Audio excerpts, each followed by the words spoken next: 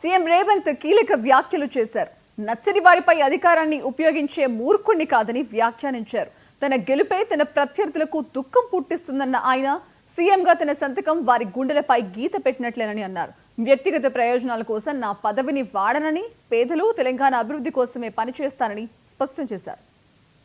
ఇంత గొప్ప అవకాశాన్ని 4 కోట్ల తెలంగాణ ప్రజలు ఇస్తే, ఈ అవకాశాన్ని 4 కోట్ల తెలంగాణ ప్రజల యొక్క సంక్షేమం కోసము, అభివృద్ధి కోసము, ఈ ప్రాంత అభ్యున్నతి కోసం ఉపయోగించకుండా నాకెవరో నచ్చలేదనో, నాకెవరి మీద కోపం వచ్చిందనో నేను ఈ అధికారాన్ని ఒకవేళ వినియోగిస్తే నాకంటే మూర్ఖుడు ఇంకొకడు ఉండడు అని నేను భావిస్తున్నాను.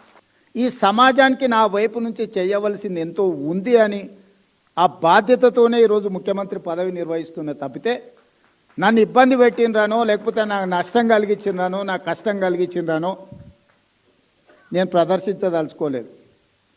నా గెలిపేజాలు వాళ్ళ దుఃఖానికి, ఇంకంతకంటే బాధ, ఆవేదన నేనేమియగలుగుతా వాళ్ళకి?